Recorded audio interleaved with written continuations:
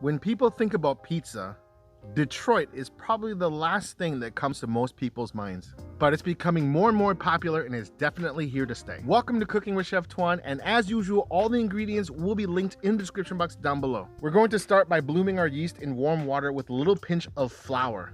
And in the stand mixer, we're gonna add in our bread flour and salt. Now, my mixer came with this paddle, but I opted to go with an aftermarket spiral stainless steel dough hook, which is amazing. I'll put the link down below in the description box. Now our yeast has shown proof of life, so we're gonna add it to our flour mixture.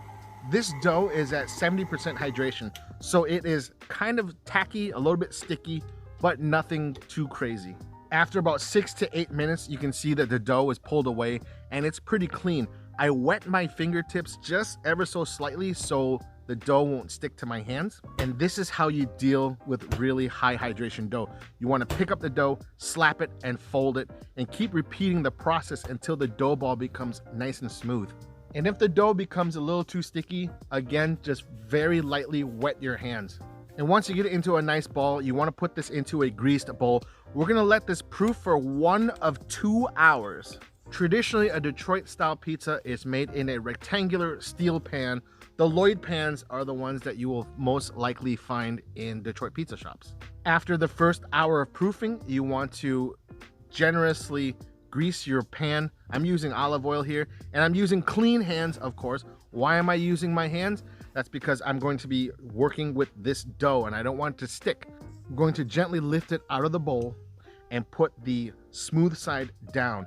Now, this is going to proof for another full hour. At this point, most likely you won't be able to stretch the dough into all the corners. So after a half hour, you want to grease your hands again, and now the gluten should be relaxed enough where you can stretch it into all 4 corners. You can even pull and stretch the dough. Now, with the first 30 minutes done, it's time to cover this up and let this proof for another 30 minutes. During this time, preheat your oven to 500 degrees Fahrenheit. Now, after the second proof, your dough should be nice and fluffy. Now it's time to dress our pizza. I like to put a little bit of dried oregano on top. Now, it's important to dress your pizza all the way to the edge. I'm using mozzarella cheese, pecorino, and fresh buffalo mozz. Traditionally, Wisconsin brick cheese is used, but depending on where you live, you might not be able to find it. So go and use mozzarella or your favorite cheese blend. And since I have 2 different types of pizza sauces, I have a marinara and I have a vodka sauce, that's what I'm going to use to sauce my pizza with. Now this goes into my oven, 500 degrees for 12 minutes. Now in my oven, it takes 12 minutes. In your oven, it might be different. So it's important to check it at the 12-minute mark. You might need more time, or it might be done just like this.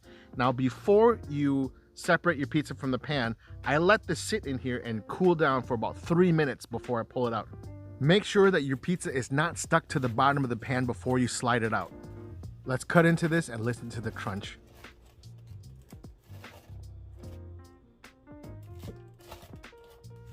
Now, if the sight and the sound of this pizza does not get your heart racing or your mouth watering, I don't know what will. Get this onto a serving tray or a serving plate and let's go to the table and dig in.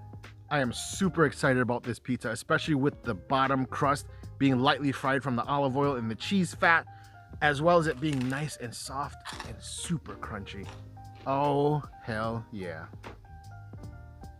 Savory sauces, gooey cheese. Perfect. Everyone has their preference, right? Some people might not like Detroit because it's too doughy. Some people might not like New York because it's not enough dough. Who knows?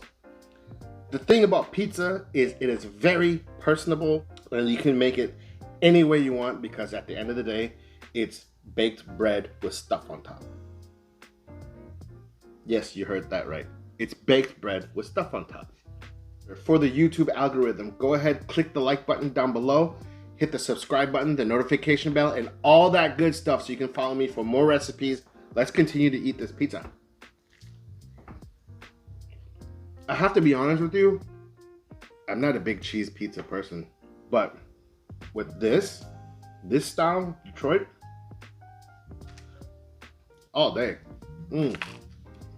I think maybe even with this, I might prefer just cheese. and sauce. Save this bite, the best one for last.